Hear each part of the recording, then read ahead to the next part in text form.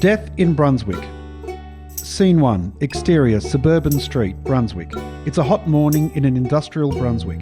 A gusty northern wind blows 2 or 3 aluminium cans down the street, past shabby old weatherboards, past black-clad figures on verandas, past an abandoned car, until they finally crash into the gutter of number 13 Arnold Street, the rented home of Carl Fitzgerald.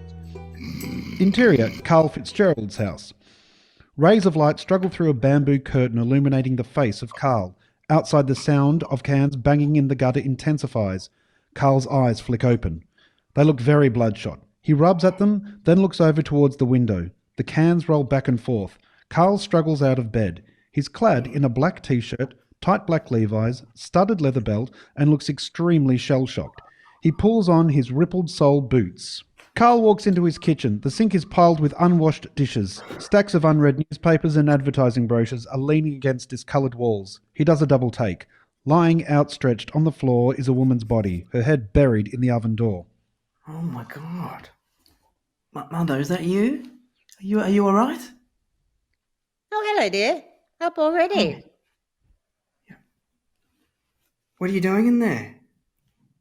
I'm doing what you should be doing. Carlo, Yeah. I wish you wouldn't live like this. It so disappoints me. I know you think it's bohemian, all this filth and never washing dishes and so on, but it's really just unhygienic. Isn't it? Isn't it, dear? Yes, Mum. Oh, don't call me Mum. It's so common. Yeah. Carl notices a letter on top of a newspaper. Miss Fitzgerald glances over at him. Well, your landlord seems a very rude man. Carl Mother. picks up the letter and frowns. Well, I opened it by mistake. You must learn to pay your rent on time, dear. I can't be expected to help you forever, you know. Yes, I know. I'm going for a job, actually, Mother. Really?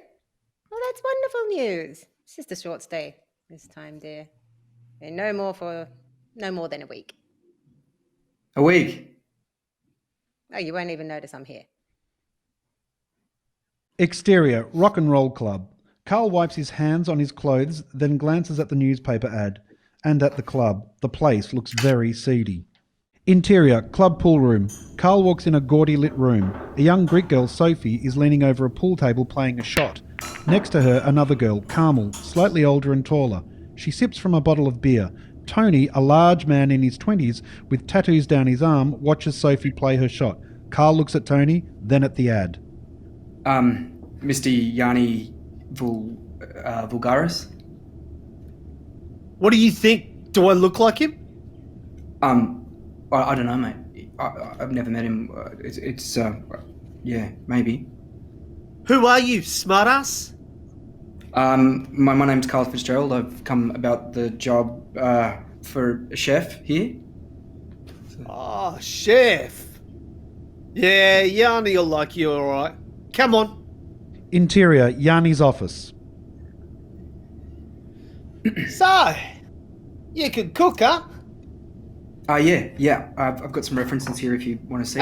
Piss him off. What's your name? Carl Fitzgerald. This is Laurie? Laurie, the head bouncer, reaches out his big hand for Carl's. They shake. You've already met Tony. Hi. Where'd you work last? The Salvation Army men's home. Ah, great. The last bloke cooked like shit. You want the job?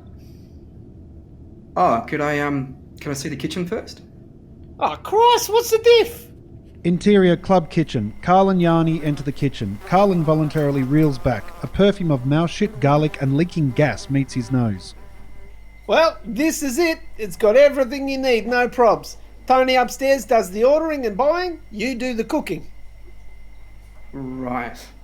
Okay. That's the cool room. Keep your veggies, chips in there. We make the money and you feed the kids' faces, keep them happy. Okay, Cookie? Carl. My name's Carl. Yeah, right. Go for a cookie. What? Start cooking. Now. You want me to start cooking now? Well, don't tell me you can't cook that. What? Yanni points to a menu board above the servery. On it is chalked veg, lasagna, beef curry, ham salad. Yes, mate, I can cook that, yes.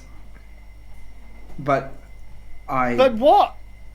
You want the job or don't you? Yeah, no, I do, but it's just... who helps me? Is there a kitchen hand, or do I have to do everything? Or... Oh, yeah, there's a wog called Mustafa who comes in. Bastard should be here by now. But you know what the bloody hopeless mob the Turks are, hey? Yep. Right. Look, I can't stay and chat all day. I've got work to do, see? Any probs, take them up with Laurie. He'll sort it out. Here's your keys, side door, cool room, Dunny's up the passage. Bye, Cookie. Yanni suddenly pokes his head back into the kitchen. And no drinking, okay? Yanni, where's the... I mean, when do I, get paid? Carl looks around resentfully and puts on a stained white hip apron. He looks up at the menu board, grimaces and walks over to the cool room, crosses his fingers, unfastens a padlock and swings back the heavy door. Oh, Jesus. Whoa. Interior, club kitchen. Carl is leaning over a grill plate scrubbing. His face is caked with grease. He looks up to see Mustafa entering the kitchen. Mustafa is in his early 30s, a buyer and seller of drugs and electronic equipment. You the new cook? Yeah. Mustafa. You say it. Mustafa. No. Mustafa. Mustafa. Okay. Carl. Mate, could you give the benches a clean, please? They're pigs. Let them eat like pigs. Yeah, right, but it's my kitchen, so could you... Oh, your kitchen, you clean it. I'd do the onions.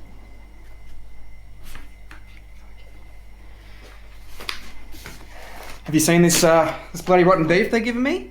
It's high as a kite. Better you work. No talk. Carl picks up a couple of old knives, examines them.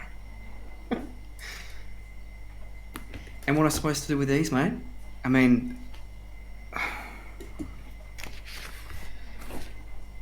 Mustafa, do you feel like a drink, mate? Do you want to get us some red wine? Some of the good stuff, none of that cast crap? Better you don't drink in the kitchen. You cut your hand off. I can see we're going to get along well. Who's in the bar? Sophie, Carmel. Okay, what are they like? Don't. What, mate, I'm just going to get a drink, okay? Do you want one? Don't. Don't go up there. Why not? Interior, club dance floor. We see Carl coming up the stairs. Sophie's now dressed in a black gym slip, fishnet tights, white blouse and school tie. Hello? Ah, hi, Cookie. I'm Sophie.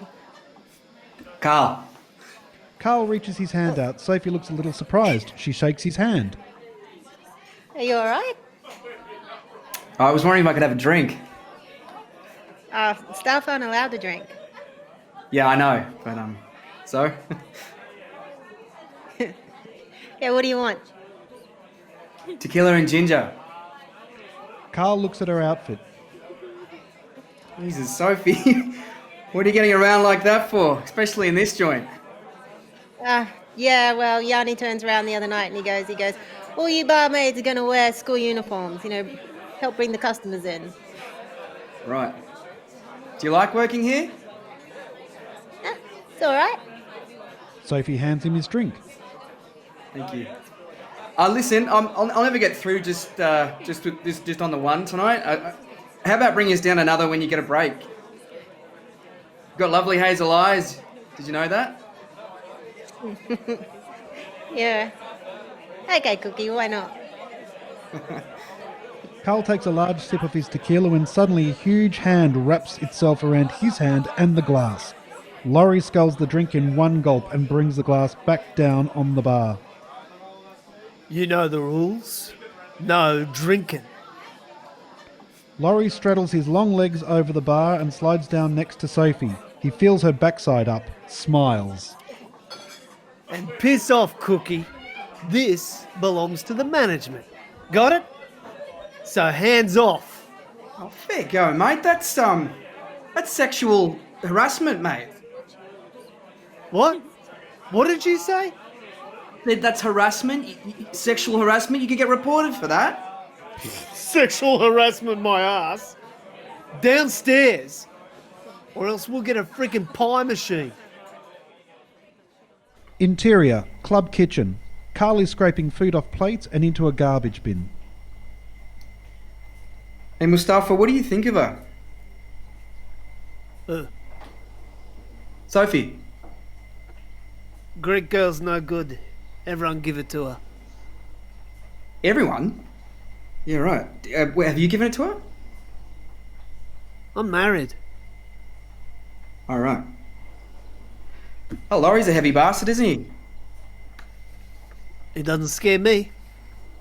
Carl walks over to the phone and dials. Yeah, he doesn't scare me either. Hey, have you worked here long? Cooks come, cooks go. Right. I'll just... hello, Mother. Yes, I got the job. No, I can't talk right now, Mother. Yes, you'll have to get your own dinner. No, I'll be home late, okay? Yes, I'm down here now. Yes. Yes, I love you too. Okay, bye. Mustafa smiles. Exterior, alleyway. Carl comes out into the alleyway struggling with two large garbage bags. Mustafa is talking in Turkish to two men. He turns away from Carl. Carl walks past them and over to the industrial waste container. He opens the lid and chucks the bags into it. One of the men hands Mustafa some cash. Carl looks away.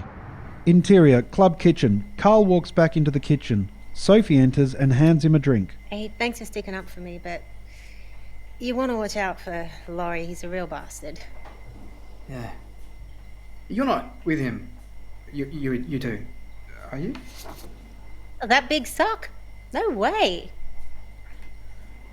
My girlfriend Carmel, she goes, that new guy in the kitchen, that Carl, he looks a bit like Sting. Yeah? Sting? Wow. Yeah. How long have you worked here? Nearly a year. I used to work at Safeways, but I got sick of that, and did a bit of waitressing, and then Dad got me this job here. What about you? What have you been doing? You always been a cook? I can't really talk right now. Actually, can I call you at home? Maybe we can go out or something. No. Shit, no. Oh. No, my dad doesn't like guys ringing up. I'll ring you. What's your number? Carl removes a pen from his pocket, then takes Sophie's arm and writes his number on it. We all thought you was a puff. Oh, I'm not. Well, you're better looking than him, better looking than Sting. From off-screen we hear Yanni's voice yelling. Sophie! Sophie, get back up here! I gotta go, Cookie. I'll see you tomorrow. Okay. Carl watches Sophie go upstairs. He breathes out sharply. Interior, Carl's bedroom. Carl enters to find his bed neatly made up. A look of horror crosses his face as he walks closer to it. On the pillow is a little pile of girly magazines. Interior, Carl's bedroom. Carl is in bed sound asleep, still in his clothes. Suddenly there's a burst of light as Mrs. Fitzgerald snaps open the Venetian blinds. Wake up, dear, wake up. Time you are up. It's a lovely morning. Jesus Christ, Mum. It's 9 o'clock, Carl, and don't shout at your mother. Did you find your magazines? Yes, thank you, Mother. Sleeping in your clothes? Gosh, you really are. No wonder poor Prue left you. Mother, just don't, please, okay? I'm only trying to help you, dear. And Lord knows you need help. Look at you. You need to eat more fruit. You look all blocked up. Right, now get a move on, Carl. I want my breakfast. Interior, Carl's house, living room. Carl enters carrying a large pot of tea. Mrs. Fitzgerald, cigarette in mouth, is poised over his record player. You're supposed to be giving them up, Mother. Ashtray, dear. I have very few pleasures left. Cigarettes are my wonderful Mr. Marlowe. The least you can do is put up with them for a while. Mrs. Fitzgerald picks up a record cover, Death in Venice, from beside her on the lounge. She sits waving her hands to the music. What are you going to do today? Well, I have to work at 6, so I thought I'd just... Now, dear, Uncle John's calling around to discuss my will. I want you out. It'll all be yours one day, all I have. The Lord truly works in mysterious ways, doesn't he? Yes, but Mother, I just wanted to stay home and It's rest. a lovely day. Go out for a walk. Get some air in your lungs. Carl exits just as the phone rings. Oh. Hello? Yes, he lives here. Who's this? This is his mother speaking, Mrs. Fitzgerald. I'll just see if he's in. She sounds foreign. Yeah.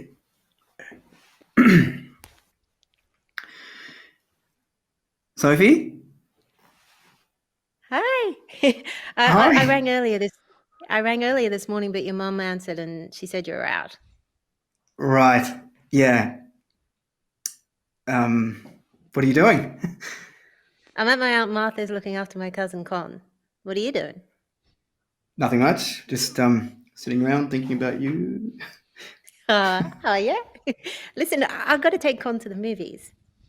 Oh, yeah? Do you want some company? Sure. 2:15 at the cinema centre. Great. I'll meet you inside. What are we seeing? It crawled from the grave. Okay, Cookie. See ya. Oh, Sophie, please don't call me Cookie, okay? Yeah. Okay.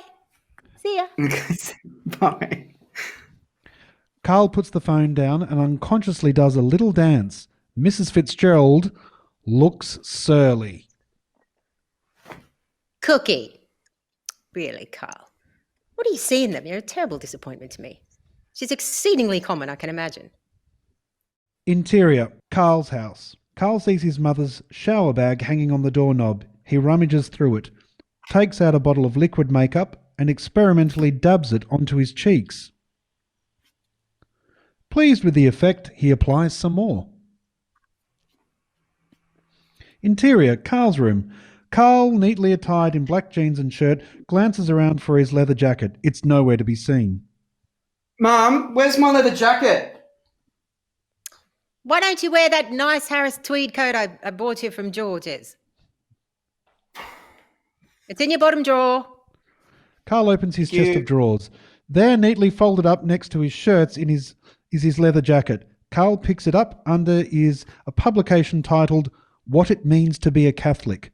Carl puts on his jacket. Mrs. Fitzgerald stands in his doorway. It's a pity you're not going to be here. There's a few things in the will I'd like to have discussed with you. Why don't you change your name back to Charles, for instance? Later, Mother. Okay? We can talk about it later. All right, bye. Exterior, Progress Cinema. Sophie! Soph! Sophie and Con, an 8-year-old boy, walk over. Hi, Carl. I got the tickets already. This is my cousin Con. Oh, hello, Con. Hey, Soph, what's he got on his face? Oh, shut up, you little suck. Don't take any notice of him. Come on. Interior, Cinema. Carl stumbles down the aisle after Sophie and Con. Sophie sits down and Con quickly sits next to her. Carl looks exasperated. Con grins. Sophie digs Con in the ribs and reluctantly he and Sophie change places. The lights dim and the film begins. Con reaches into his pocket and pulls out a packet of potato chips. He opens them and munches away loudly. Carl looks over at him. Con grins cheekily. Give us a chip. Come on. No. Give us a chip. All right, but he's not having any. Sophie takes a chip and hands the packet straight across to Carl. Thanks, Con. I thought I told you not to give him any. Why not? 'Cause I don't like him. Carl glances back to the screen. Sophie stares at him. Carl looks slightly uncomfortable. He turns to face Sophie. Hello. Hello. You're really good looking, you know that? So are you. Carl leans over and kisses Sophie. Con looks away. Oh, yuck. I knew this would happen. Shut up! I'll tell Uncle George. You better not. I will. I'll tell him. Shut up. Look, I'm going. Here's $5. Get a tram home after and stay there. And don't say anything. I still don't like him. Carl sees money change hands. Con smiles. Sophie takes Carl's hand. Come on. Exterior, suburban street. The taxi pulls up outside a block of red brick flats. Sophie pays the driver and she and Carl get out. Auntie Martha lives here. Oh, don't worry. She's working at Kmart. Well, the neighbours around here are really nosy. All they do is tell tales on you, so I got to be careful. Interior flat. Carl is in a lounge room lined with what seems 100 icons and photos. Auntie Martha's really holy in that. Carl sits down on a low couch covered with a hard, slippery green plastic. Facing him is a TV set and a series of framed photographs. That's Yanni's father and dad. Which one's your dad? The biggest. Huh. He looks a bit grim. Does he give you a hard time? Yeah, sometimes. I got into a bit of trouble a while ago at school and that, and he thinks no one's going to marry me. Ma sticks up for me, though. She's right. Except she doesn't speak English too good, Yeah. What does your old man think about you working at the club? He thinks Yanni's a nice boy. A fat suck. God, if Dad just knew. What do you mean? Oh, don't worry. It's nothing to do with you. It's a rotten place, isn't it? Pits. I think I'll give it a couple more weeks and then I'll quit. Yeah. Well, we didn't think it'd last long. I'll miss you, Sophie. Oh, yeah? Yeah. I will. Carl pulls Sophie towards him. Do you really like me? What do you think? Sophie leans over and kisses Carl. I think you're beautiful. Am I? Yeah, you are. Sophie stands up. Get off a sec. Carl stands up as Sophie pulls the bottom of the couch out. It slides out, making a bed. Carl looks surprised. Oh, it's all right. I told you before Aunt Martha won't be home for ages. Don't worry. Oh, I'm not worried. Oh, yes, you are. Sophie begins to unbutton Carl's shirt. Oh, gee, you're thin. I'm going to have to start going to the gym.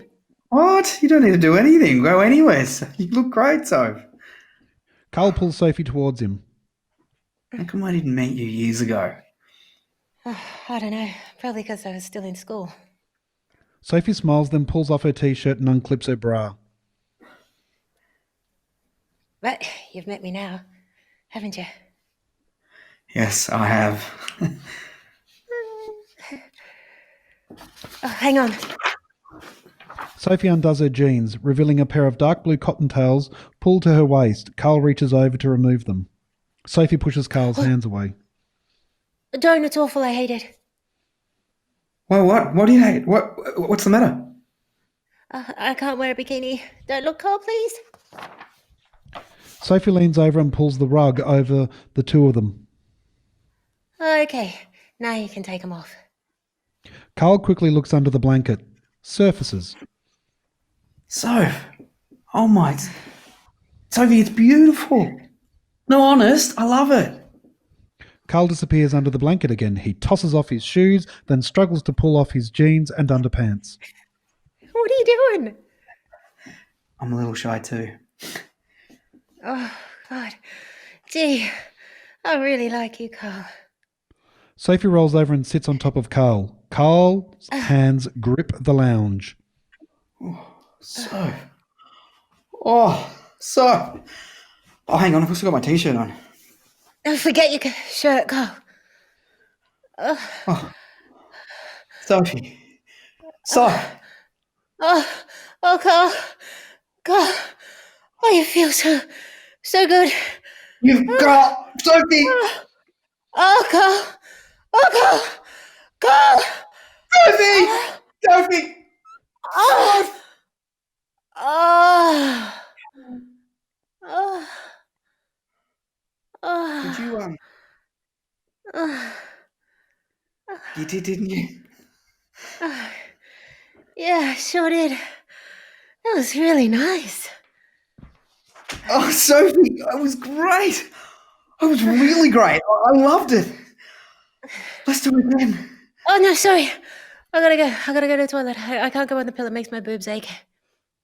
Oh, okay. Well, just wait a sec. We'll just, Oh, no, Carl, I gotta go. I told you before I got into trouble at school. Right. Yeah. Dad thinks I'm a slut. Christ, Sophie, this is Australia. Yeah, but Dad, he thinks it's Cyprus and that. And the other day he turns around and he goes, Sophie, you get into trouble again and I'll make your mother ashamed, and you make your mother ashamed and I'll kill you. Oh, no, never mind, Sophie. I'll look after you. Jesus, I wasn't wearing anything. Touch wood. Yeah, that's why I gotta go. Okay. Carl looks worried, shrugs, then smiles. Hey, so, let's just do it again. Exterior, Dave's house. Dave's house had once been a pretty weatherboard cottage, but 3 children and Dave's indolence has led the house into irreversible decline. Carl walks straight into the house. Dave? Interior, Dave's house. Dave is sitting on an old sofa changing a baby's nappy. Carl, my boy, how are you? Have a beer. Have a baby. Dave thrusts the squirming child into Carl's arms and limps from the room. Polio, as a child, has left him with one leg shorter than the other.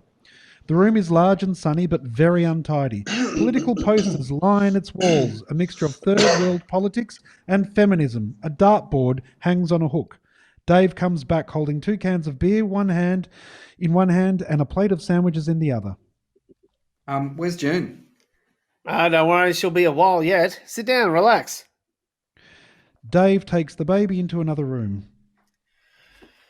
I've just spent the morning listening to Marla. Christ, you poor bastard.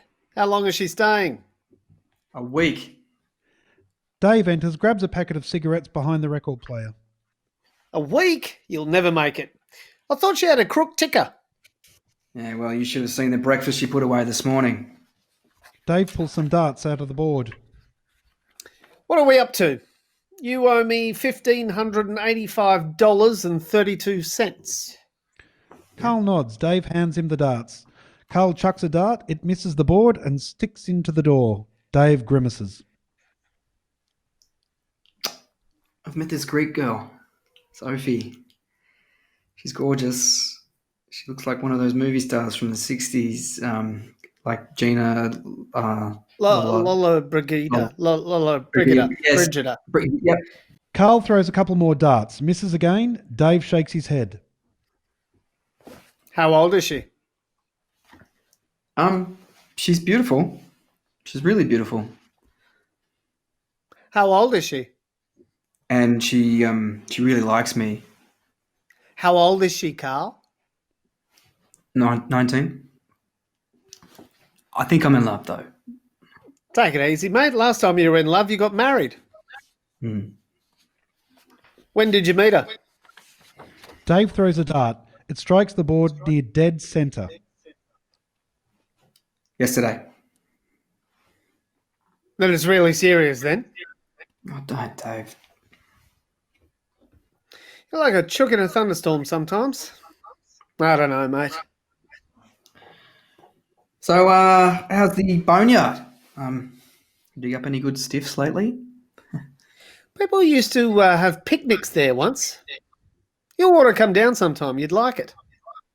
Dave stands up, moves over to the dartboard. There's a noise from outside. He glances out the window. Christ, it's June. Carl sits upright. Dave puts the cigarettes behind some records, waves his hands quickly about in the air. June is in her mid-30s, a tall woman laden down by bags of shopping. A badge is pinned to her T-shirt. Reclaim the night. Hello, Carl. Junie. What's wrong? Junie. Well, we only ever see him when there's trouble. You said so yourself. How much do you need? Ease up. The man's in love. Oh, poor girl. Does his mother know? She's still doing your washing? Yeah, she likes doing it, June. I can't stop her. You're hopeless, Carl, hopeless. When are you going to grow up? And you're just as bad. Don't think I don't know you encourage him. And Dave, could you at least use a proper ashtray? Put the negative ionizer on. And the house smells bad enough as it is without you adding to it. Rising damp. It's a feature of all these old places. June leaves. You be careful. I've got enough worries on the home front as it is. Interior, club dance floor. Upstairs the floor is packed with kids. One rough-looking youth is spraying the crowd with a bottle of Island Cooler. Laurie suddenly pounces on him. Carl looks apprehensively at Laurie and his victim as he goes over to the bar. Sophie and Carmel are pulling beers. Carmel smiles at Carl. You don't waste time, do you? Mind your business, Carmel. How about a drink? Okay. Give him an orgasm. Sophie pours Carl a tequila and ginger. Carl turns around, glances at the band, makes sure Laurie's out of sight. I really enjoyed today. So did I. Yeah, it was fantastic. Yeah, it was. Sophie hands Carl his drink. I'll try to come down later and see you. Oh, that'd be great. Really nice. God, talk about a teenage romance. What's with you two? Sophie winks at Carl as he turns to go. Carl wanders off through the crowd. He looks on cloud 9. Suddenly, a hand knocks his drink all over him. Hey, what you bloody doing? You're asking for a cookie? I catch you up here again and I'll fucking give it to you. Now get! Laurie shoves Carl sharply. Hey, lay off, will ya? Yeah? Come on.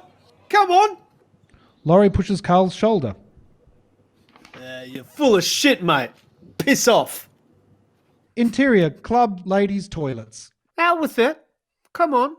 I want to hear all the grotty details. What's he like? You've been grinning from ear to ear all night. Well, he's nice. Nice? What's nice? He's really sweet, you know? No, I don't. You'll have to explain it to me. I've obviously missed out on something. All I get from guys is, let's do it Greek. Well, he cares for me, I can tell. I'm not just a fuck, that's for sure. From one date, you can tell. Shit. You better be careful then, better ya? Yeah, I know.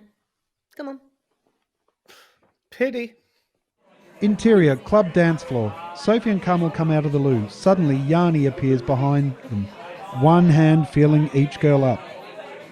How my two favourite spunks then? Pushing Yanni's hand away.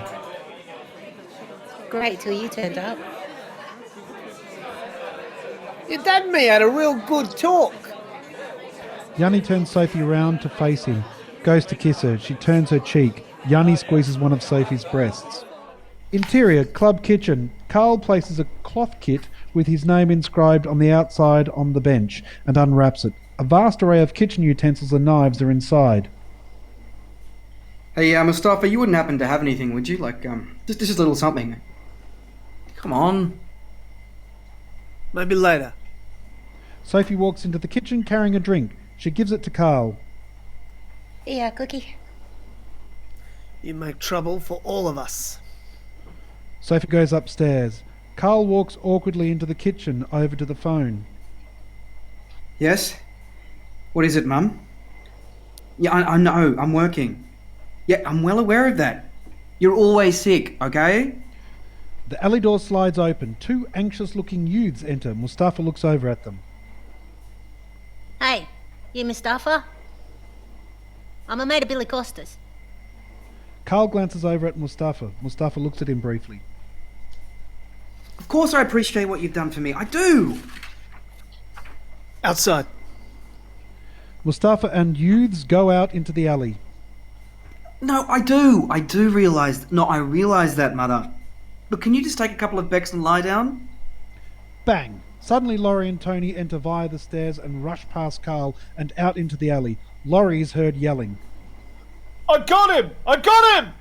Exterior, club alleyway. Laurie punches Mustafa hard up against a wire fence. The youths see Laurie and rush off down the alley. Tony chases them. You come back here again and you know what to expect. I know your faces. Leave them, Tony. They're shitting themselves. Laurie looks over at Mustafa. Doing business with Nick Borick and his mate. Two lousy give-up junkies. You sell too? Shut your face, wog. Mustafa makes a break for it but is grabbed by Tony. They force him back against a wall. Laurie smiles and cradles his fist in his hand. Interior, club kitchen. Carl is still on the phone. Outside he hears the sounds of a scuffle. Mustafa groans. Oh! Yeah, yes, Mother. Yes, I love you too. Okay, bye. Carl looks worried. He stands still for a second, then moves over to the alley door. Exterior, club alley. Carl walks out into the alley. Mustafa looks over at him just as Laurie hits him full force in the stomach. Mustafa's knees buckle. He leans forward, retching. Jesus, mate, what are you going? What's going on here? Piss off! Carl walks over to Mustafa. Piss off, I said! Mustafa straightens up, looks at Carl straight in the eye. Hold him. Laurie waits a second, savours the moment, then hits Mustafa again. Laurie, okay, mate, that's enough, okay? Get him out of here! Tony releases his hold on Mustafa and grabs Carl's arm. Come on! Carl hesitates, looks over his shoulder. Laurie is holding Mustafa and empties his pockets. He finds packets of pills, cash. Laurie grabs Mustafa by the crutch and breathes into his face. You got a bloody cheek, mate, using my club. Blokes like you bring us all undone. He squeezes Mustafa's balls hard and smiles. You wog bastard. Tony walks Carl to the alleyway. Carl looks back as Laurie hits Mustafa hard in the mouth. None of your business. Got it? Tony slams the door shut hard. Mustafa's mouth is bleeding profusely. He spits out blood. Who dobbed me? Laurie smiles, points to the alley door where Carl was. Who do you reckon? Interior, club kitchen. Carl looks white as a sheet as he glances around the kitchen. Suddenly the alley door flies open. Laurie and Tony storm in. Laurie grabs Carl's shoulder. Listen, sport. You keep your mouth shut and do the right thing down here or I'll fucking give it to you. I don't like give-ups. Got me? Yep, I gotcha. You piss off on me and you'll get what he got. I want pizza at 10:30 for me and the boys. So have it ready. Laurie and Tony walk upstairs. Carl is shaken by impotent rage and fear. Off-screen he hears Laurie's raucous voice. Did you see that little poof? Just fucking died in the arse he did. Carl squares his shoulders determinedly. He looks about for a second, then grins widely. Two large cockroaches are waddling across a kitchen bench. Carl picks up a meat pounder. Pizza? Yeah, I'll give you fucking pizza! Two uncooked pizzas lie on a bench. Carl sniffs one dubiously, smiles. He's just about to insert the pizzas into the oven when a thought strikes him. He pauses, then hocks and spits into the pizza topping and slides the pizzas into the oven. Exterior club alleyway, back of the kitchen. Carl walks out into the lane past the dumpster and over to where Laurie beat Mustafa up. He stops. Lying on the ground is one of Mustafa's shoes. Carl bends down to examine it and notices a broken tooth nearby. He picks it up and looks back towards the club. Interior club bar. Carl pushes past a young customer. The band finishes its last song in a bracket. Drink. I need a drink, quick. Sophie pours out a double tequila. The bastards just did over Mustafa. What? Yeah, they just beat the shit out of him. Carl throws back his drink, staggers a little from its impact. But I'm going to fix him, right? I'm going to get Laurie. No, what are you talking about? No, don't. Laurie's a real nutter. He'll do you. He's already going around the club telling everyone you've got AIDS. You've really got to leave this joint. No, I can't. I want to, but I... No, you've got to. They're all crazy. Like, they're all probably coked out of their heads, believe me. No, you don't understand, love. What did you just call me? Do you... Come on, I got to get back to work. No, I got to get back to work. Oh, I like you. You do like me, don't you, Soph? Yeah, but I don't know. I really don't know you, but...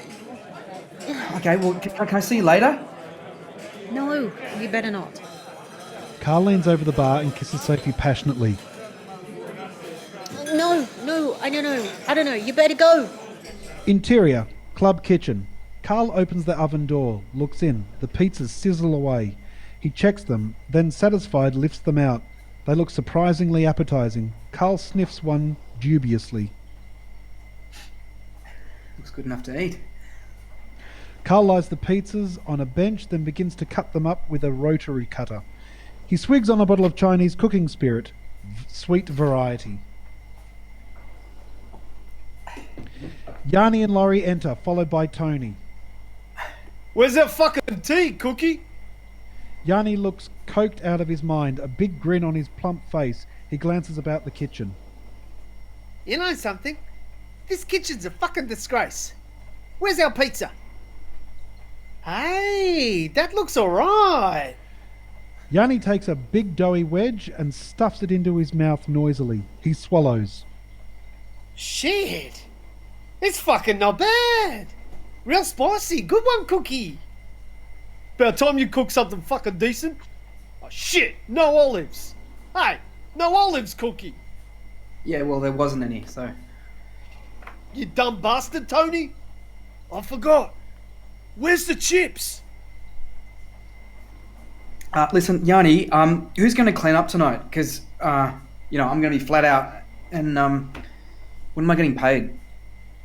Don't worry. Don't worry. You clean up and, I'll give you some dough tomorrow. And a bit extra. Oh, shit, Yanni, I'm going to be here till 5 in the morning. Now, Cookie, you've been fucking told. Stop whinging. Yanni told you he'll fix you up tomorrow. Keep them pizzas coming and make some bloody chips. Yeah, okay, well, I just hope we're not too busy, that's all. Yanni grabs another slice of pizza, bites, and with his mouth full, half speaks. And watch your hands, Cookie. Keep them to yourself. Got it? By the way, Tony gave your fucking mate a big kick up the arse from you. And listen, sport, I want to see this kitchen spotless tomorrow, or else no pay. Comprende?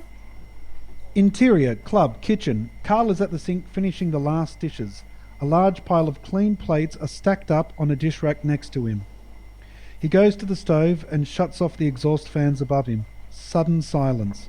Above, we hear the sound of the front door slamming onto an empty club. Carl begins to pack up his knives and kitchen tools. He comes to the last implement, a large roasting fork. The passage door flies open with a crash. It's Mustafa. He stands swaying in the doorway. His face is bruised and his mouth hangs open, showing broken teeth. There is dry blood smeared under his nose. Carl looks shocked. He stands behind the bench, his arms and hands hidden. Mustafa, what are you doing here? Mustafa shuffles forward, breathing noisily, and clings to the bench. Orosmo Evladi. You pig like the rest. Where's my money? You tell Laurie. Esek oglu esek. Carl presses himself into a corner. No, I didn't do anything, Mustafa. You've got it wrong, okay? Mustafa comes quickly around the bench towards Carl. You tell Laurie. Fucking pig. He charges at Carl. No, they're bullshitting you, mate. I didn't do anything. Carl, full of terror, flings up his hands and pushes Mustafa violently back. Carl falls to his knees. He looks up expecting Mustafa to attack him, but instead Mustafa is crouched at the end of the bench. Carl hears... Mustafa slumps heavily forward out of Carl's sight. There's a sharp crack, then silence. All Carl can see is a bare ankle and a sneakered foot. Mustafa? Carl leans forward and touches the bare ankle. Mustafa? Mustafa, come on. Carl touches Mustafa with his foot. Mustafa doesn't move. Carl pulls harder and Mustafa rolls onto his back. Carl leaps away. Mustafa's face is twisted, his smashed teeth clenched, his brown eyes open and staring. Carl looks down at Mustafa's body. He sees near the middle of his chest two small circles that begin to widen. Something, a band of steel, glitters in the light. Carl sees the broken black handle of his roasting fork lying in Mustafa's hand. Interior Dave's house, bedroom. Dave is sitting with the phone receiver in his hand. He places it down. Beside the bed is a digital clock. It reads 4:20 a.m. Oh, look at the time. Who was that? That was Carl. What? What's he want? I don't know. I couldn't get any sense out of him. He seemed really freaked out. I'll have to go down and see him. What? Dave, you just dare. No, I have to go. He could be in strife. Go then. Oh, come on, baby. No. Go on, piss off, and you can sleep in the boys' room when you get back. Exterior club. Dave's car turns into a side street. He parks outside the club. The club's neon sign is off and the street is deserted. An occasional car swishes past in Sydney Road. Rain drifts slowly in the headlights. Dave switches them off, gets out and walks around the corner into the alley. Carl, where are you? The kitchen lights are off. The only illumination comes from two Mauve electric insect killers. Oh, Dave. Oh, mate, I knew you'd come. I knew you would. Jesus, old mate, but you all right? Look, can we have some light in here? No. What is going on? Dave, look in the cool room. Carl clumsily unlocks the heavy metal door of the cool room, then moves back. Underneath the potatoes. Shit. Who's this? Jesus Christ, Carl. This guy's dead. I know. Yeah, but who did it? He's been stabbed. Dave, look, man, I didn't mean to. I swear to God, he had a go at me, okay? I had my fork in my hand and... What are we doing? What are we going to do? We? Well, I don't know. I suppose we better tell the cops. I mean, it was self-defense. They won't... It was an accident, wasn't it? You put him in there, did you? Well, no, Dave, I couldn't go to jail, okay? I just couldn't. I couldn't go for the trial. I couldn't. I'd kill myself. So, shit. This was being a really good day until, you know. Look, we're gonna have to hide him, or something. Please, Dave. Please. What are we gonna do? Jesus, mate. I've got a wife and kids. Look, you'll be right. They'll understand. I can't tell the cops, Dave. I can't. You're my friend. Please. All right. Just take it easy. Dave turns away from Carl. He has a think. Dave walks back to the cool room, looks in. Carl swigs at the cooking spirit. Dave walks over to him and takes his bottle away. He glances at the label, smells the bottle. Jeez, you really are in a bad way. Look, Carl, do you swear... Never mind. Go and sit down and calm down. Let me think. I knew you'd help, Dave. I knew you'd help me. I knew it. Well, I suppose we could take him up to the hills or something. Yes, Dave, yes. Yes, that's right, up to the hills. Out in the bush, away from here. Did anyone see him come in? I mean, was there any witnesses? No, Dave, no. He came through the back door. No one was around. That's why the cops will think that they. Okay. Well, we'll have to get him into my car. That's the first thing. And then we'll take him out to the bush, and I suppose we'll... Wait a minute. No. That's the only thing we can do, Dave. Look. We've got to take him far away. Shut up, Carl. Listen. With a bit of luck, we'll come through this thing okay. Now, let's get those prongs out of him. You got anything I can use? Yeah, hang on. Carl pulls out a drawer from the bench, searches about.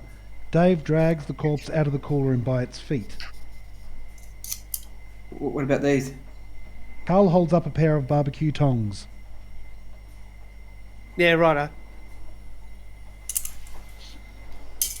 Oh, Christ, you got him right between the 6th and 7th ribs. Jesus, he hardly bled at all. He must have died, bang, just like that. Dave begins to pull out the metal prongs from Mustafa's chest. Carl looks away. Oh, how can you?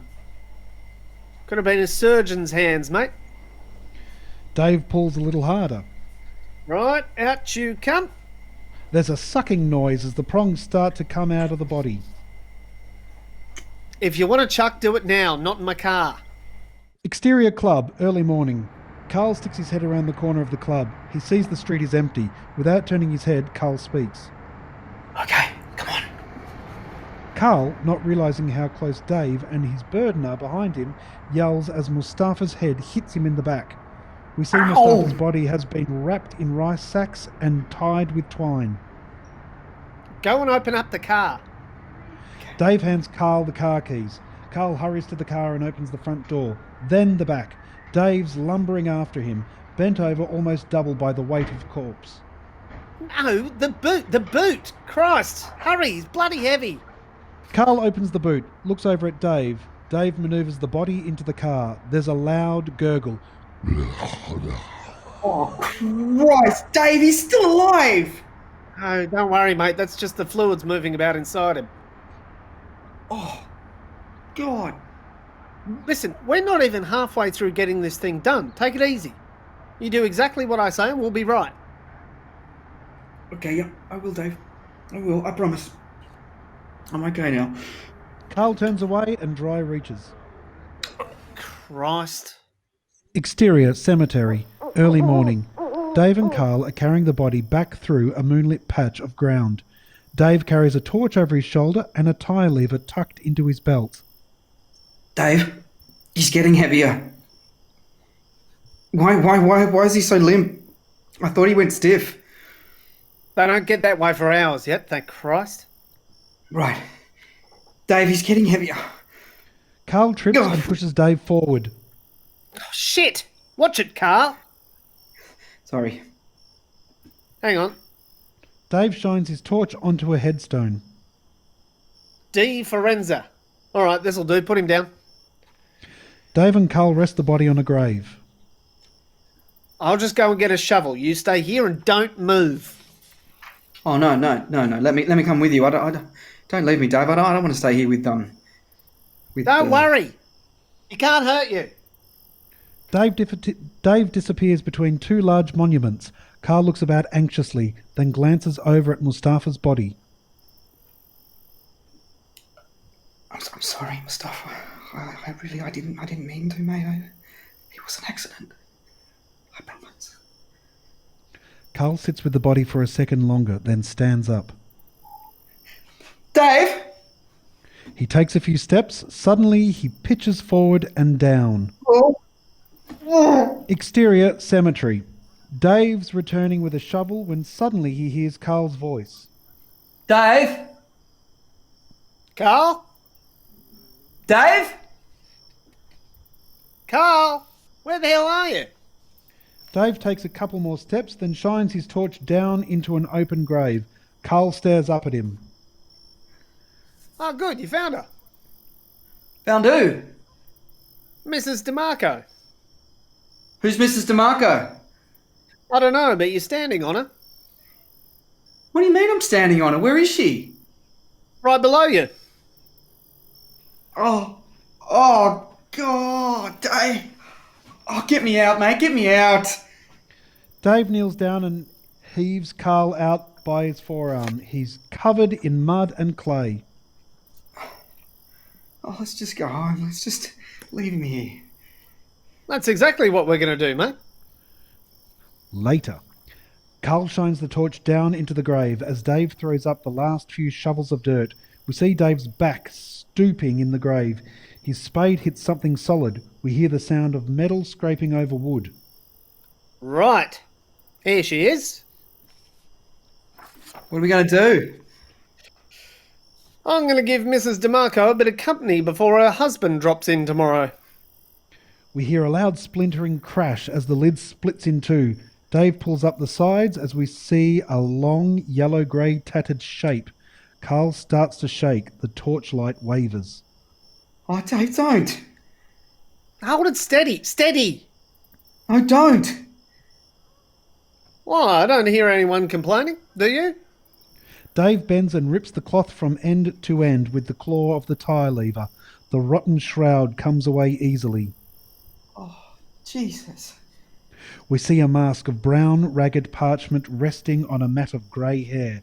Gold teeth gleam in the lipless mouth. Long pitted arm bones cross the rib cage. Thick grey masses fall from the raised thighs. The knees are naked cord and bone. Carl drops the torch. It falls into the coffin. Oh my God. I didn't think it'd... You're right, Carl. Yeah, I think so.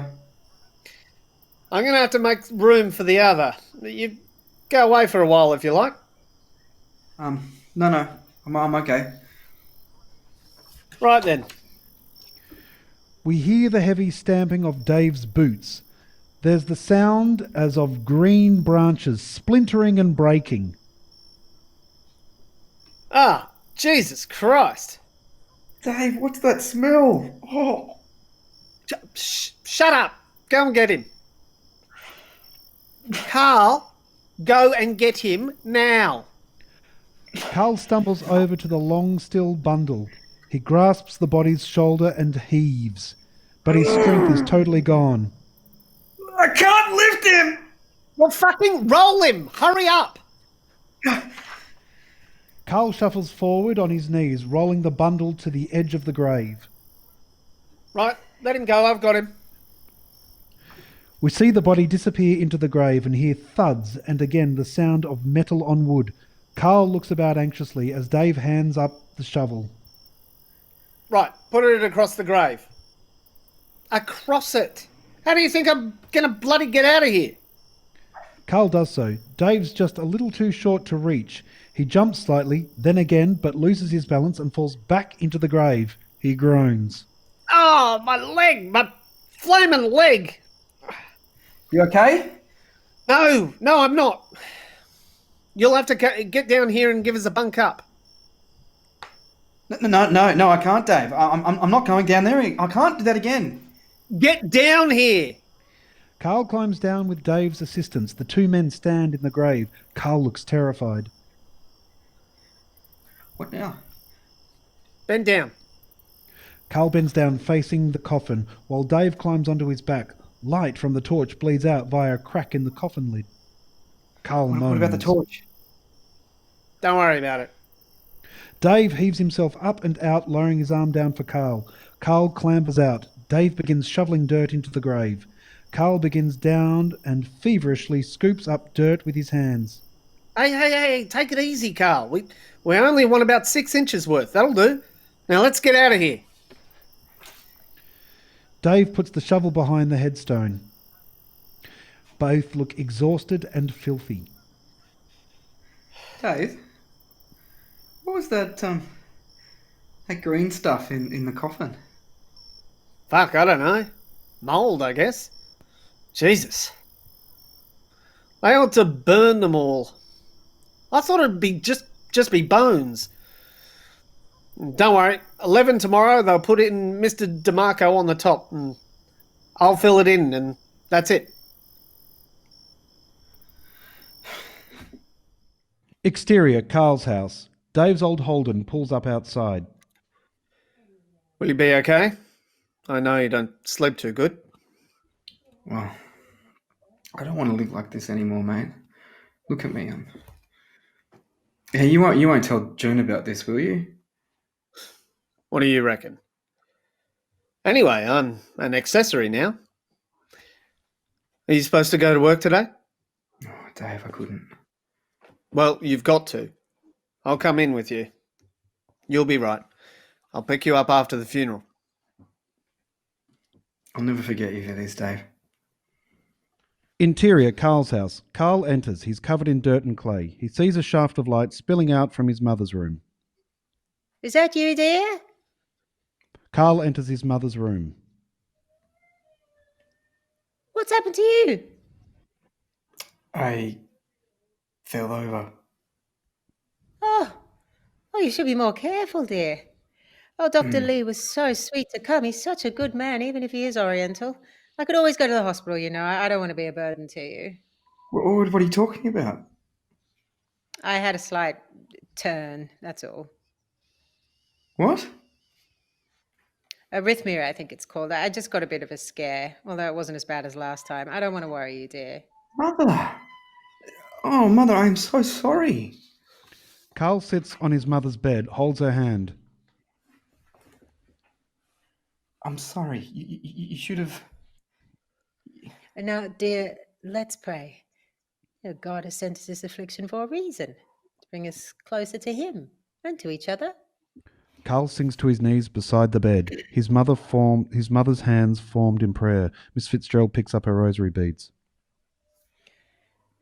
Dear Mother of God, we pray to you for forgiveness, for the temptations and sins of the flesh are many and easily committed. We're weak and we need your guidance.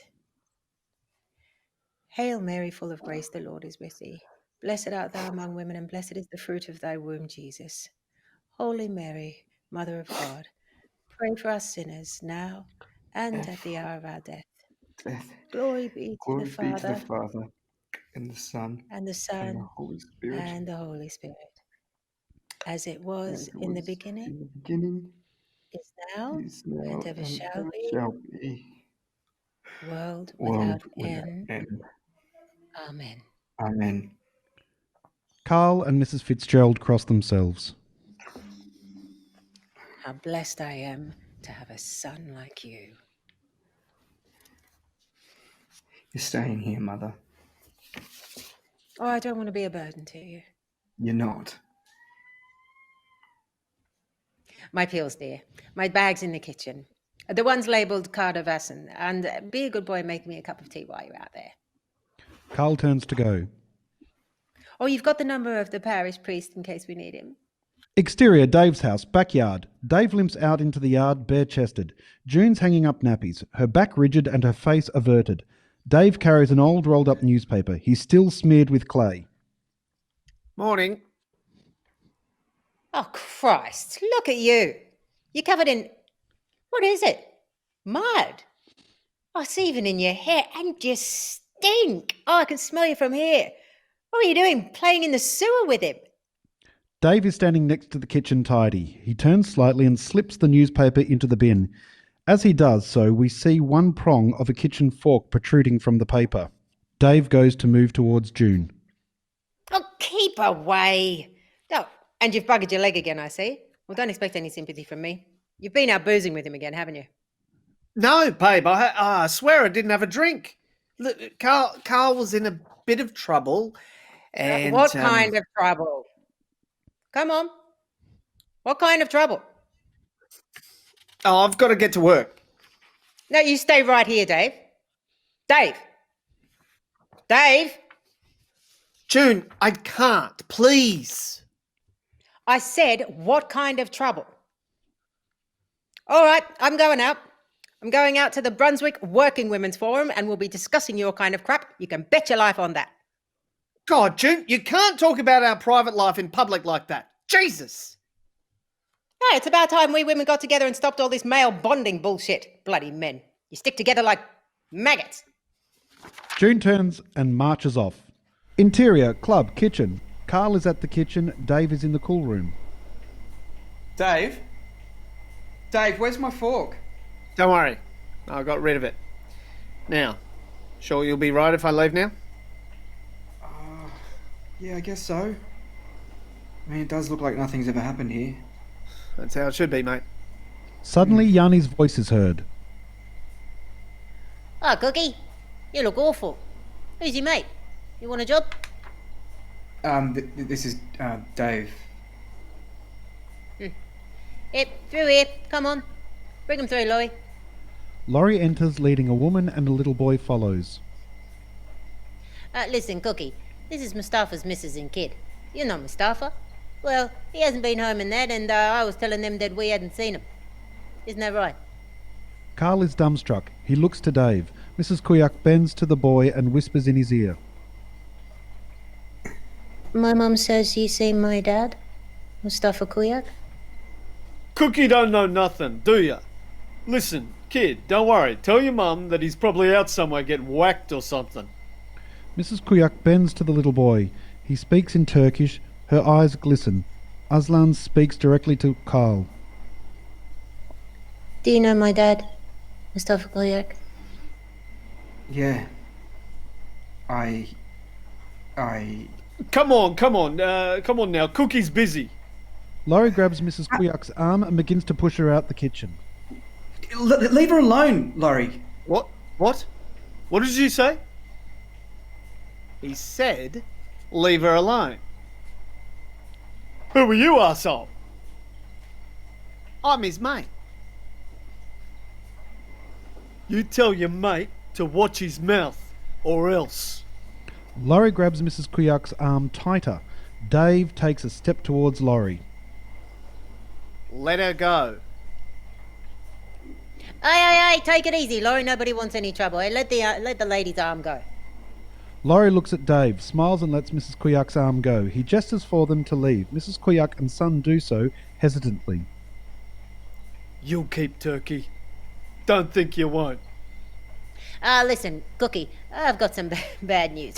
We're in a bit short, you see. Liquidity problem here, so we got to cut down on staff. You better finish up now. Here you go. Laurie grabs the money. Oh, fuck him. Don't pay him, little poof. Come on, Carl. Let's go. What about my... Come on.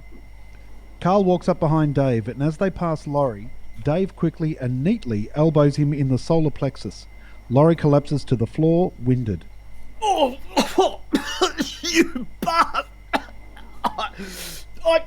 I know your face!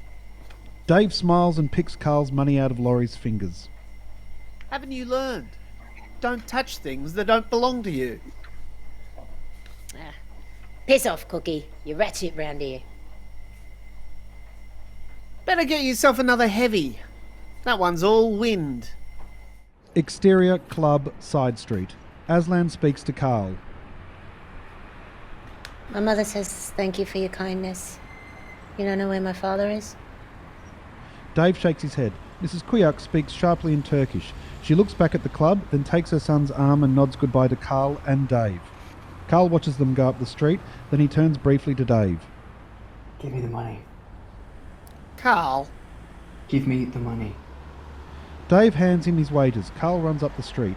He hands the cash to Mrs. Kuyak. Yeah, take it, please. It belongs to your husband. Mrs. Kuyak takes the money. Silly bugger. You shouldn't have done that, you know. You want to lift home? No, I'll walk. Take it easy, mate. Look after yourself. You too. What are friends for? Exterior, club. A weary-eyed Carl is watching the last few patrons leaving. He sees Sophie and hurriedly crosses the street. Sophie! Soph! Carl, what are you doing here? Waiting for you. Well, you better not let Laurie see you. Listen, Soph, how about we run? No, Carl, don't touch me, Carl. Sophie, please, I need to see you. Well, I can't talk now. My dad's picking me up. Hey, what's wrong? Nothing's wrong. Sophie, I have to see you. We've got to talk. Oh, Carl, there's nothing to talk about. I can't go out with you anymore. Why?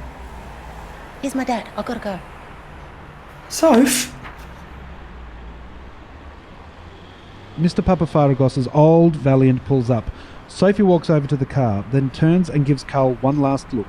Mr. Papafaragos stares at Carl, then drives off. As he turns to go, he hears a loud roar of a car engine and a squeal of tyres. An old red and white Falcon screams to a halt, and one of its occupants hurls an object over Carl's head and into the club.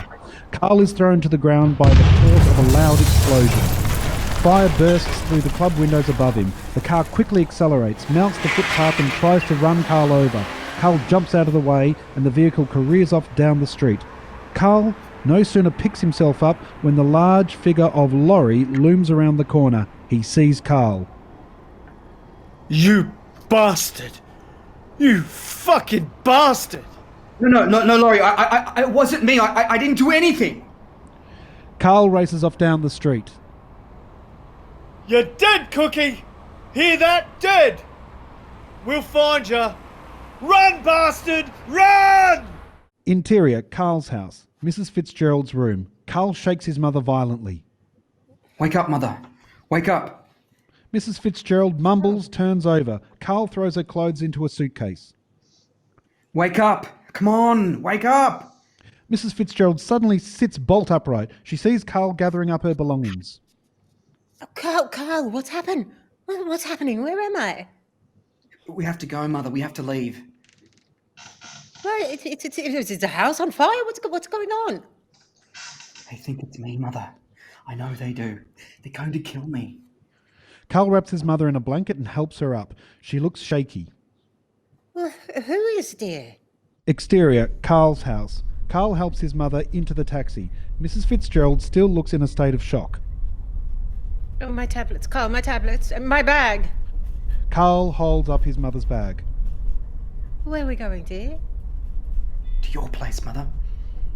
Interior, Mrs. Fitzgerald's flat. Late morning. Carl's asleep on the sofa. Mrs. Fitzgerald is on the phone. Yes, I'll tell him that. Thanks, John. Goodbye. Carl, Uncle John says you're to go down to the nearest police station and tell them exactly what happened. I know you're listening, dear. Carl doesn't budge. Mother, I overreacted last night. I'd been drinking, okay? It was really just a little flare-up in the kitchen. Nothing, okay? Just a slight altercation between management and staff. It happens all the time, Mother. We'll have no locked boxes here, as the dear nuns used to say. Carl? Yeah, all right. I'm going. Exterior, back of club. Carl looks about hastily, then props up an extension ladder against the back wall. He is looking into the ladies' loos. It's empty. Finally, Carmel comes in. Psst. Psst. Carmel. Hey. Carl? What the hell are you doing up there? Perving? No. I want to see Sophie. Can you go and get her? I don't know if I should. Carmel, please. It's important. A matter of life and death.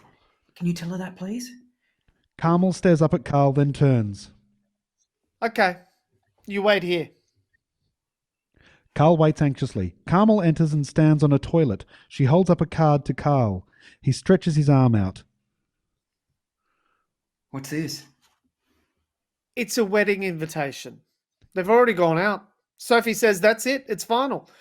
She doesn't want to see you again.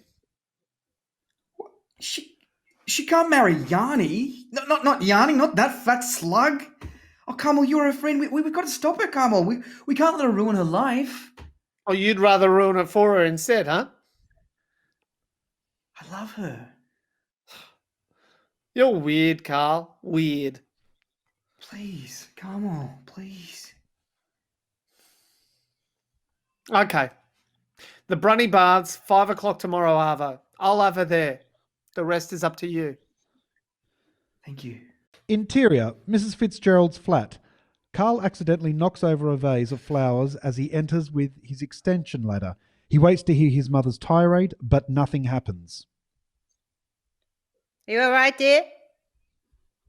Yeah, yes, Mother. In here, dear. Mrs. Fitzgerald is sitting up in bed. She looks exceedingly pleased with herself. She's holding a newspaper. Now, I've just found the thing for you. Cook wanted nursing home, must be prepared to wash dishes, experience with geriatric diets preferred, award weight, Northcote area. Oh, I've worked in those places, Mother. Those old ladies, they smell. Oh, don't be cruel. Carl. I mean, I'll be like that one day, and I hope you'll be more considerate when you have to look after me. I mean, this nonsense has gone on for far long enough. I want to be a grandmother, Carl. Now, did you have a nice day? Yes, Mother. Everything's sorted out. I didn't need Uncle John. Oh, that's good, dear. Now, guess who's coming to dinner tomorrow night? Who? Mrs. Fitzgerald smiles and points to a framed wedding portrait of Carl and his bride, Prue. Carl has shoulder-length hair. Prue is about 20. Interior, kitchen. Carl is busy cooking and frying. He glances up at the kitchen clock. It's 4:30. Mrs. Fitzgerald comes into the kitchen wearing her best twin set and pearls. Well, not bad for an old girl, eh? You look wonderful, Mother. Absolutely wonderful. Oh, do you think? Oh, Carl, now I know you're going to be a good boy from now on, aren't you? Mm-hmm. Yes, well, you'll be quite comfortable after I'm gone. I was going to leave half of it to the Carmelites, but I know you and Prue are going to get back together again, aren't you? Yes, Mother, yes. Look, I've just got to nick out for a couple more ingredients, but I won't be long. Could you lend us $20? Oh, sure. Here's 50. Now buy some champagne, French champagne. I want us to celebrate tonight. And keep your eye on the sauce, would you, Mother? Don't let it boil over. Yes, dear. Oh, smells beautiful. It's very romantic. Interior, swimming pool. Carl walks along the concrete apron, looking around for Sophie. Sophie is sitting with a group of girls, Carmel, Maria and Despina, on the edge of the pool at the deep end. He's here. Jeez, is that him? He's a bit thin. Not much to hang on to. Don't even go out in the sun. Doesn't look like it. You'd be history if your dad ever found out. Shut up, Despina. He's real nice, but isn't he, Soph? Soph turns, glances anxiously at Carmel. Hey, Carl! Over here! Sophie quickly slips into the water and swims over to Carl's edge of the pool. Suddenly, a soccer ball flies over towards him. He catches it, looks over to a group of boys. A small boy waves to him. Carl throws the ball back. One boy in the group continues to stare at Carl. It's Aslan. Carl doesn't notice him. He looks down at Sophie, smiles. Hi. Hi. This is the first time I've ever been here. You've really done it now, haven't you? What are you doing here? They're all out looking for you, you know? You could have killed someone. So if I didn't do anything, it's all a mistake. No, I'm in big trouble because of you. Yanni and Laurie came round to my parents' place at 3 o'clock in the morning wanting to know if I knew where you lived. Shit. I'm so sorry. And they're going to put the cops on you as well. Christ. What's got into you anyway? So it wasn't me. It was some guys in a car. I don't know who they are. Well, what are you going to do then? I don't know. I've got to go, Carl. Soph, please, please, please. Look, I'll get Yanni and Laurie off your back, but you got to stay away from me, okay? Soph. It's all arranged, understand? It's over between you and me. Sophie looks over her shoulder, then kisses Carl softly on the lips. I love. Soph, you've got years ahead of you. You can't throw them away on some slug like Yanni. I won't let you. Oh, is that it, Carl? Is that what you had to say that was so important? Is your Aunt Martha working today? Let's go back there and talk. You are just like the rest of them, Carl. No, I'm not. Soph, I am not. Carl does a safety jump into the pool, then keeping his head above water, breaststrokes after her. Soph? Soph, wait. Look, piss off, Carl. I just want you to think about it, okay? That's all. Well, I have. Carl tries to pull himself up and out of the pool. Sophie leans over and helps him up. It's easy for you. It really is. And you can do whatever you want. I've let my parents down once. I'm not going to do it again. I've never seen my mum so happy. And you don't understand Greek ways, Carl. I couldn't get out of it now, even if I wanted to.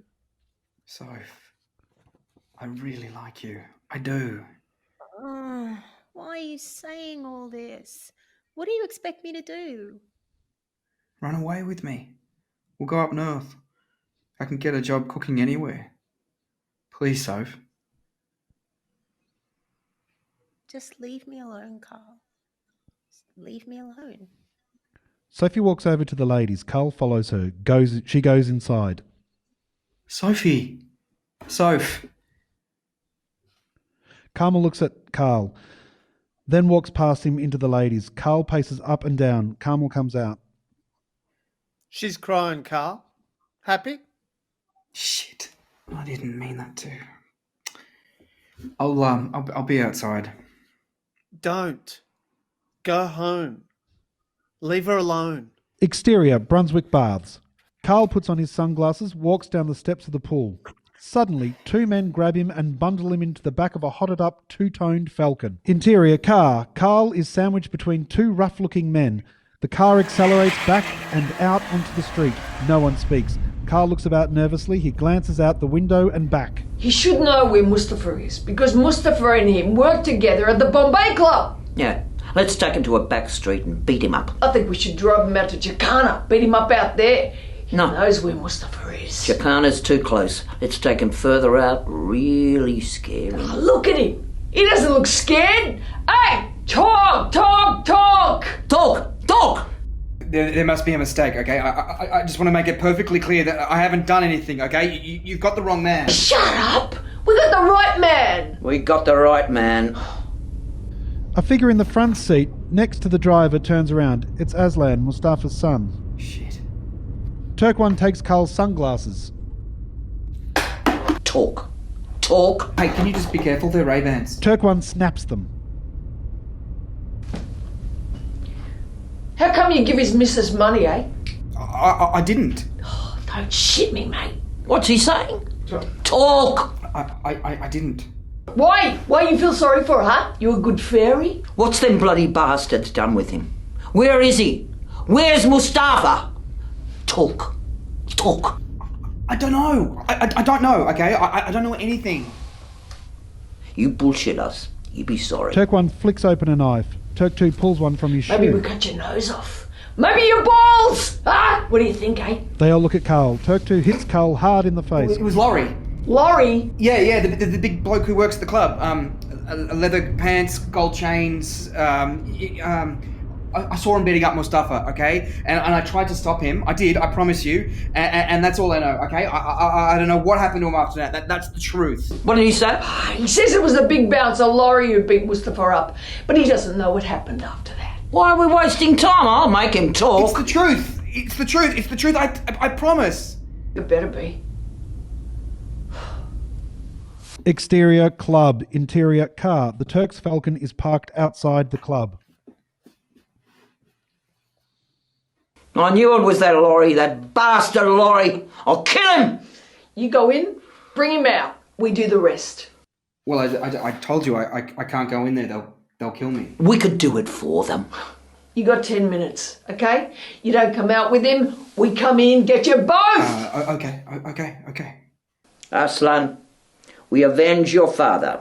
Interior club bar. Carl, what are you... What's happened to you? Mustafa's his mates picked me up. They reckon I know where he is, and then they're out front waiting for me. Oh, you better get out of here, quick. I mean, Laurie's... Shit. Yanni moves towards the bar. Carl turns away. Give us a drink. Carmel pours him a whiskey. This band's shithouse. I told Laura to book someone bloody decent for a change. What do you think, mate? Yeah, shithouse. Really shithouse. Yanni throws back his drink, spots someone, turns back to Sophie. I'll see you later, eh? He pushes off through the crowd. Carl turns back to Sophie. Don't, Soph. Don't marry him. He'll have to go out the back way, through the fire escape. I'll cover for you. Quick, get him out. Interior, back door, the club. Sophie and Carl sneak along the club's dark corridors. Fuck you, Carl. You've got no right coming down here. I didn't have much choice, believe me. Well, you're determined to stuff things up for me, aren't you? They reach the fire escape door. It's locked. Oh, shit. I'll have to go up to Yanni's office and get the key. Now stay here, all right? I'm not going anywhere. Sophie turns to go. I'll be back in a minute. Soph, come with me. Carl watches her go, tries the door, it won't budge. He senses someone's presence. Hello, Cookie. Long time no see. Hi, Laurie. I forgot some of my things. I thought I'd come back and collect them. Yeah? You're bad news, Cookie. Real bad news. Carl gives Laurie a nervous smile. He looks about, then reaches over and picks up an empty bottle from one of the stacks nearby. He holds it up menacingly at Laurie. Stay away, Laurie. Stay away. Oh, real tough guy, huh? You get back, Laurie. Get back. I'm scared. I'm real scared. Carl hits the bottle against the wall. It doesn't break. He tries again. Laurie laughs out loud. Piss weak. Really piss weak. Laurie smiles, grabs a bottle. This is how you do it, mate. He hits the bottle violently against the wall. It shatters with a loud sound. Glass flies everywhere. Laurie groans, looks down. The bottle is cut into his hand. Laurie drops it. Oh, shit! Just keep away, Laurie. Just keep away. Carl lunges at Laurie with his bottle. He swipes twice. Laurie grabs Carl's arm and holds him. Come on, Cookie, you're not even trying. Carl grabs the back of Laurie's head with his free arm and pulls Laurie to him and bites his ear. Laurie knees Carl in the side and they break. Carl falls to the floor as Laurie holds his bleeding ear. Oh, you fucking bastard, Cookie! Laurie grabs Carl and punches him in the stomach, then throws him across the room. Laurie leans down, picks him up in the headlock. Carl grasps for breath. Say your prayers, Cookie. I'm gonna fucking kill you. Laurie's about to bash Carl's skull into the wall when Sophie grabs the back of his hair and yanks back hard. You bastard, Laurie, leave him alone! Leave him alone! Let go! Let go, you bitch! Sophie pulls even harder. Carl struggles to get away, and he and Laurie fall back onto the floor. Carl elbows Laurie in the balls. Laurie groans. Sophie quickly puts the keys into the alley door. Quick, Soph, quick. Hold it! What's going on? Carl looks over to see Yanni and Laurie. Laurie is now holding a baseball bat. He's trying to burn the joint down. No, I'm not. It wasn't me. It wasn't. I didn't. Shut your face! Yeah, do him. Do him. What do you think you're doing, eh? What do you think I am, eh? You must think I'm stupid or something. Sniffing around behind my back all the time. You... Yeah, what? You've always been a slut.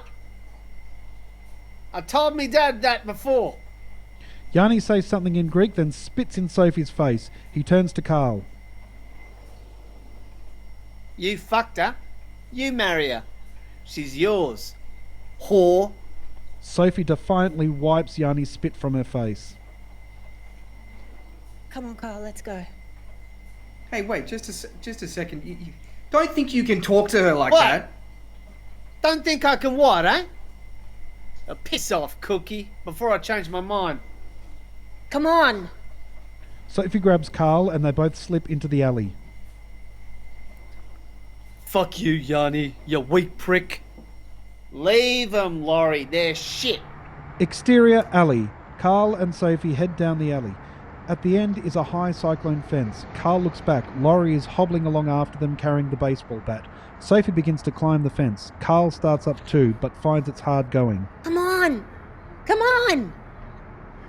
Shit, I can't. Yes, you can. Carl keeps climbing. Sophie clambers down the other side of the fence. Oh, come on, love. Carl reaches the top just as Laurie's bat connects with the wire, sending shockwaves through him. Carl looks down and spits at Laurie. Laurie bashes the fence again. Carl falls and catches his jeans on the barbed wire at the top of the fence. He dangles down at a precarious angle. Desperately, he tries to free himself. Shit. Laurie smiles and plays with the bat in his hands. Sophie looks up at Carl, rushes over to him. Run, go on, get away. You just can't quit hanging around, can you, Cookie? Oh, fuck you, Laurie. Anytime. Laurie begins to climb the fence. He reaches out and grabs Carl's leg and begins to yank him down. Down you come, Cookie. Down you... Suddenly, the alleyway is illuminated by a car's headlights. A Falcon skids to a stop. Laurie looks around. Car doors open. Turkish voices are heard. Carl half catapults himself down the fence. He and Sophie run off down the lane. Laurie climbs down, puts his hand up to shield his eyes from the headlights. Suddenly, they're switched to high beam. Laurie grips the baseball bat. He hears the name Mustafa uttered. Is that you, Mustafa? You come back for some more, huh? Come on then, you wog bastards. Come and get it. Laurie swings the bat back and forth. A flash of steel glints in the headlights. Then another. Laurie's face shows just a hint of fear. Interior, Dave's house. Dave opens his door only to be confronted by a blood-splattered Carl and Sophie. Hi. Hi. Dave, this is Sophie. Sophie, this is Dave. Hi, Dave. Mind if we come in? No. No, of course not, mate. Interior, Dave's house, kitchen. Seated at the table are June, Dave, Carl and Sophie. They sit in silence. Thanks a lot for putting me up. I won't be here that long. Will I? No. A couple of days at most, till things calm down a bit, if that's okay.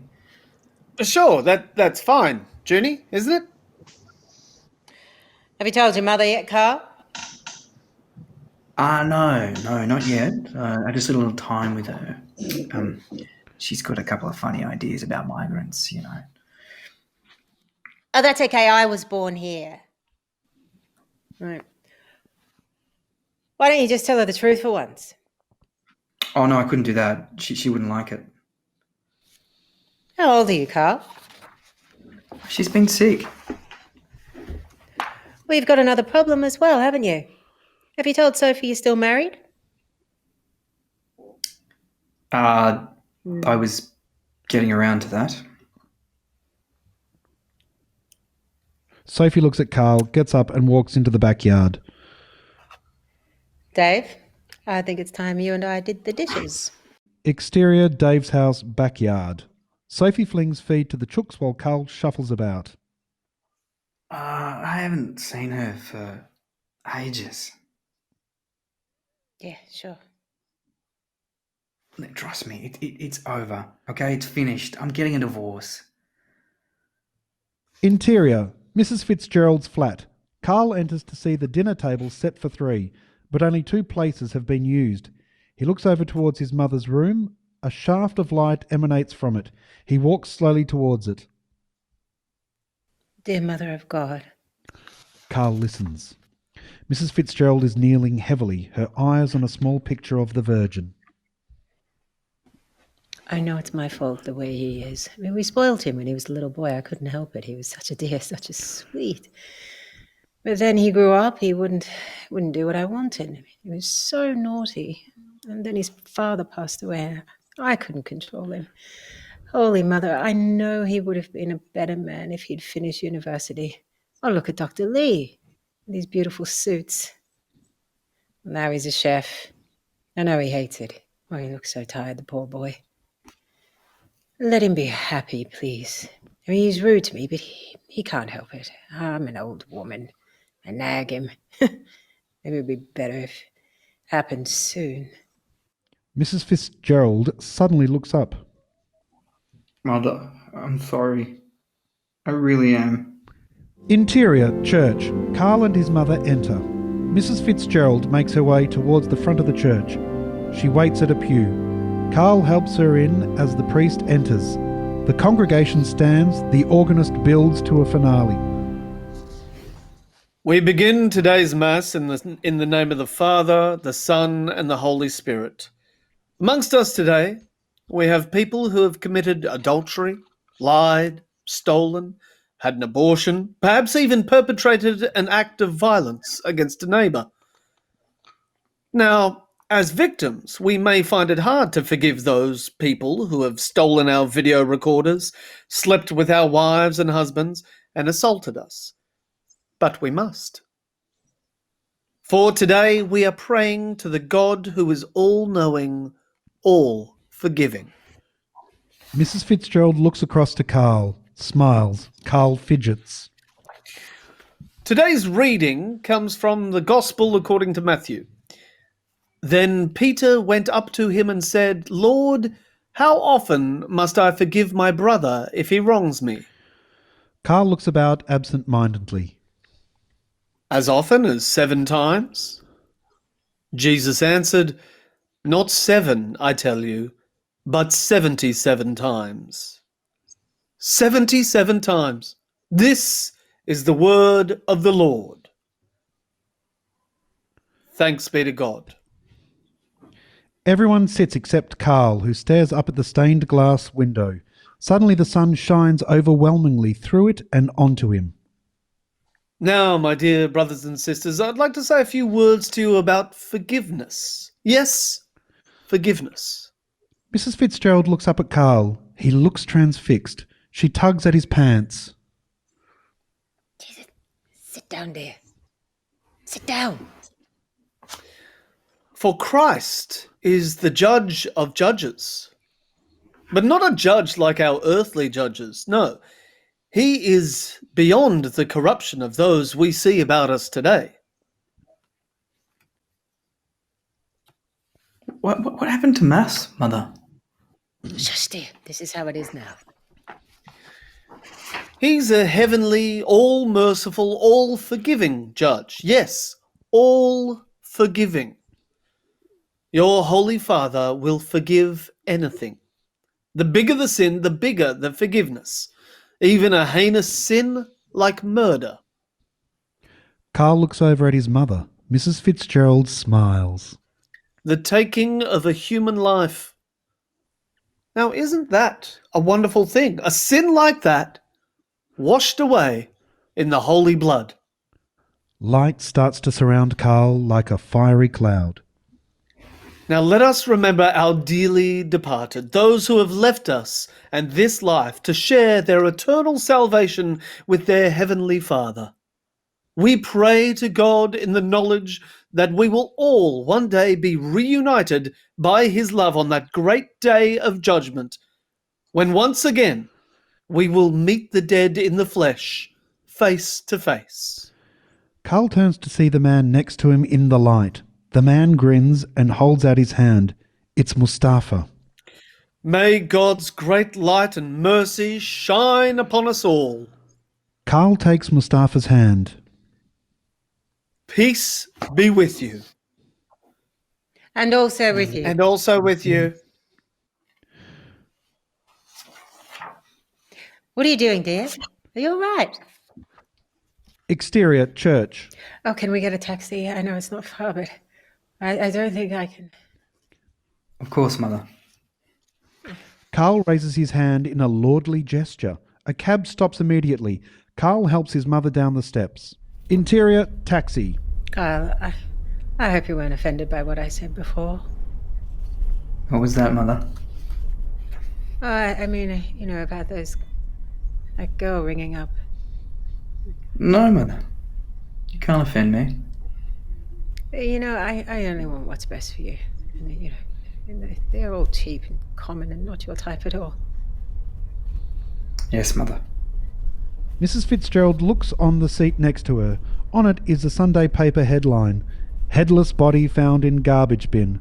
A photo shows police huddled around an industrial waste container with a pair of legs sticking out.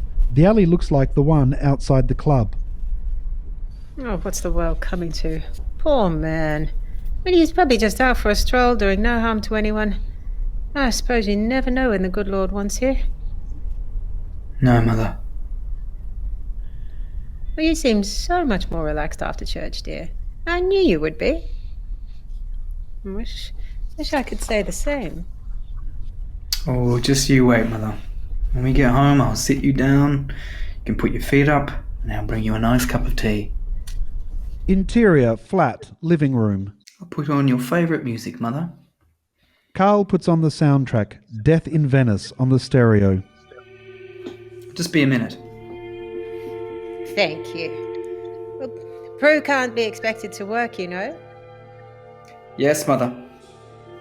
Interior, flat, kitchen. Carl struggles with the childproof safety cap on a bottle of pills. I'll ring her and try and patch things up between you. Carl's hands shake. How much do you think you're worth, Mother? Oh, let's not talk about money on a Sabbath, dear. Oh, just a guess. Carl picks up a knife and prizes at the cap.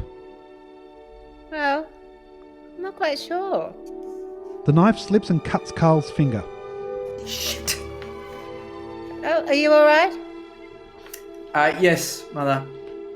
Carl forces the lid off and looks at the tablets. He takes a handful of pills and drops them into his mother's tea. A few air bubbles rise to the surface. 1 or 2 sugars, Mother? Oh, 2, dear. Good. I mean, you'll have to apologise to her, of course. Your behaviour last night was really abominable. I had thought about changing my will.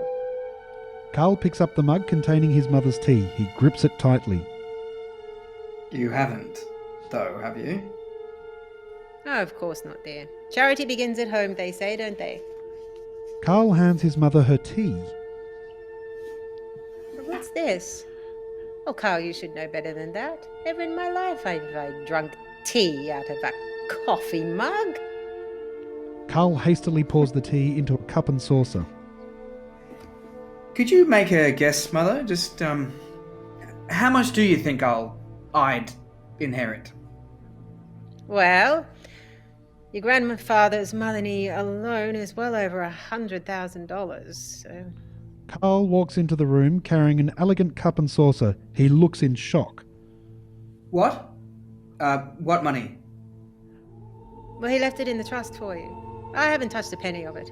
Well, not out of the principle of the thing, anyway. Sorry, what are you talking about? This is the first I've heard about it. What money? when do I get it? And why haven't I got it now? Oh, can I have my tea, dear? Why haven't I seen any of it? You've been holding out on me, haven't you? Oh, Carl. Carl looks angry. He begins to pace about. Oh, my tea, dear. You're spilling it. Yes, I should have given you this tea, Mother. I should give you this tea. You deserve this tea. All this time, I've got nothing from you. Nothing but shortcomings. Mrs. Fitzgerald looks upset. She shifts about in her chair. When do I get it? When do I get my money? Mrs. Fitzgerald clutches at her chest. I want my money, Mother. You've you've been living off the interest, haven't you? Oh, of my money. Jesus. Oh, Carl, my tablet. Oh, my... Mother? Oh, quickly, dear. Interior, kitchen flat. Carl races over to the sink, chucks the tea down the drain, pours a glass of water and grabs his mother's tablets. Interior, living room, flat. Carl holds his mother as she tries to drink and swallow a couple of tablets. She gulps them down. Carl, I can't breathe. Christ. I'll get an ambulance. Just hang on. No, get a taxi. It's cheaper. Interior, taxi. Mrs. Fitzgerald is slumped in the back seat. Carl cradles her in his arms. The same taxi driver is behind the wheel. You're lucky I'm still in the area, mate. Your mama, she don't look so good. Mrs. Fitzgerald is breathing quickly and shallowly. Hang on, Mother. Carl pulls the tablets out of his pocket. There's only a couple left. You're going to be all right. I promise. Carl holds his mother up, puts the tablets into her mouth. Mrs. Fitzgerald tries to swallow them, but she gags and spits them out. One tablet hits the Madonna hanging from the rear vision mirror and ricochets into the back. The other lands on the dash. The driver reaches for it. Here it is, mate. I got it. He hands the tablet over to Carl. Carl looks frantically about the floor of the cab for the other tablet. Carl finds it, wipes it on his shirt. Shit. Interior, private ward. Carl enters to see his mother bathed in a golden afternoon sunlight. He sits on a chair beside the bed and reaches out for her hand. Mother, I'm sorry. I caused this, I know it. I wanted you dead. Your own son wanted you dead. God, forgive me. I've killed before. I killed Mustafa. Then Dave and I smashed up an old dead woman so we could hide his body. And then his wife and kids came looking for him, and then I lied to them. It was awful. Then the club got firebombed, and Laurie got beheaded. I hated him, but, I didn't. Oh, and now Sophie's parents have disowned her. And you're a vegetable. It's all my fault. But I'll make it up to you, Mother, I promise. I promise. Sophie and I will look after you. I'll get power of attorney and we'll build you a lovely little granny flat out in the backyard. You'll like Greek food, Mother. I'm sure you will. Carl leaves. Suddenly, Mrs. Fitzgerald makes a gurgling sound and opens her eyes abruptly. She looks in deep shock.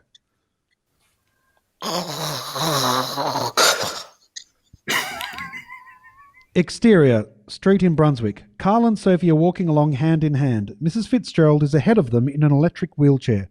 They turn a corner and Carl flicks a switch on a remote control he's carrying and the wheels on Mrs. Fitzgerald's chair turn the corner. You sure this is a good idea?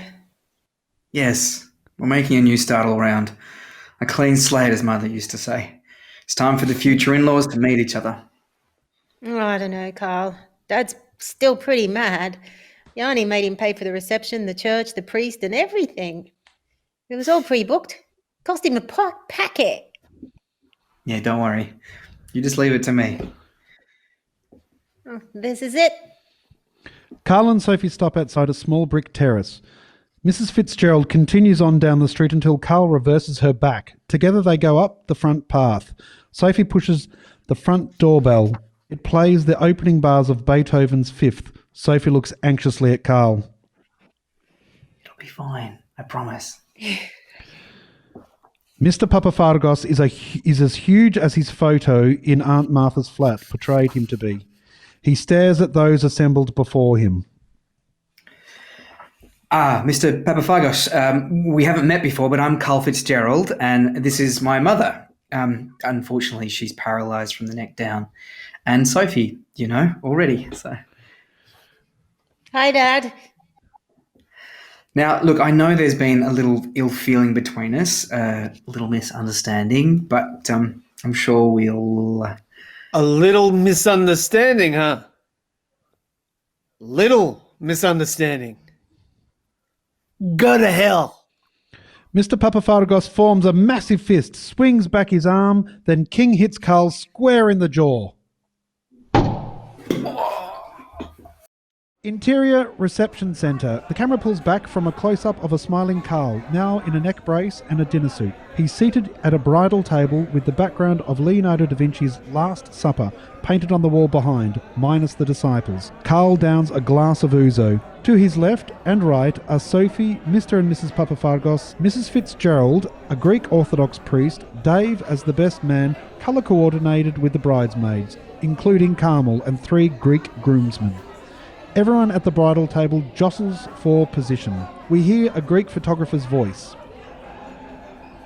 Okay, everybody ready? Smile! There's a flash of light and we freeze frame on the flash. Up come the end credits, supered over the bleached image. Death in Brunswick.